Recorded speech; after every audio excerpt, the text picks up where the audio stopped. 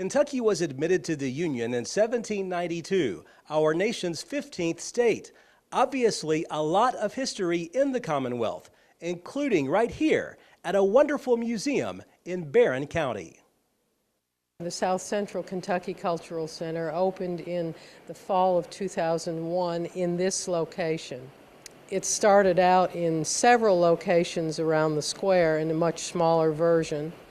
And then this building came available and was refurbished in the late 90s, and then we moved in fall of 2001. So basically, what is the theme here? Is this basically dedicated to the history of Barron County, Kentucky? No, this is the history of the Barrons region, and the Barrons is Barron County and all of its surrounding counties: Metcalfe, Monroe, Hart, Allen. We're standing currently on the first floor of the building, and tell me, you have a couple of log cabins in here. Tell me a little bit about those cabins. This is our smokehouse, and this is a log cabin that belonged to the Meredith family in Edmonson County. There were 8 kids and 2 adults in that Meredith family, and we always ask people, figure out where everybody slept in that small cabin. Tell me a little bit about it and what it's made of and what maybe you can see when you peek inside the doors there. One of the things I like to tell people about that's excited me just in the last year or so, there was a family that came by probably early last summer, and they were asking to see something that a family member of theirs had donated. And they told me the story about there's a blue chair in that log cabin next to the fireplace. And the history of that is it came from Virginia through the Cumberland Gap up to Bardstown and then to Barron County along about 1840, 1850 on a covered wagon. Wow. It took 30 days to make that trip, a month approximately. Today that trip would be 8 to 9 hours. Mm-hmm. Pretty impressive, to say Yes. the least. And then on the other side, you have something here dedicated to Native Americans. Yes, the Native Americans used to use this whole region as a hunting ground. At the end of their hunting season, they would burn everything off so that when the next hunting season came along, all the new shoots would be coming up, which would attract more deer and elk and buffalo and keep their hunting very prolific. So they would use this area to come and go as a hunting area. Anything else on the first floor that you'd like to mention? We have some Settles rifles that are displayed, and a few things from the Revolutionary War era.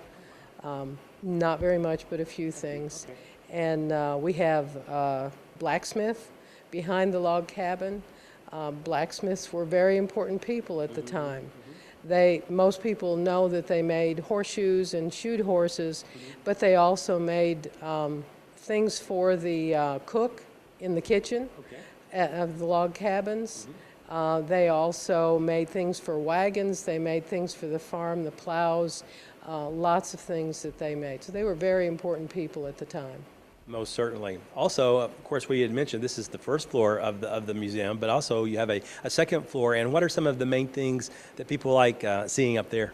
The second floor has a whole lot more. That starts with military, and it's a fairly extensive collection of military items up there. And then there's a Victorian room. There are several exhibits that show different periods of time and entertainment, what that would have been. We have a one-room schoolhouse. We have the 40s kitchen. Many people of my age range and maybe a little bit older say it looks like what Grandma's kitchen used to look like. There's a town square up there. And there are many things around that. There's a general store as well. Does it amaze you that you have been able, through the years, you as a community have been able to collect all these wonderful items and put in one location? It's amazing to me because one of the things I like to say is we are here to tell the history of the average citizen. And it's things that our community have donated to the museum for safekeeping that have been put together in excellent exhibits This is all done also by volunteers. The person that does our exhibits is Kay Harbison, and she does an excellent job. And you can see that when you come. When people do come, maybe for the first time, what are some of the reactions that you all receive when the people have gone through the museum?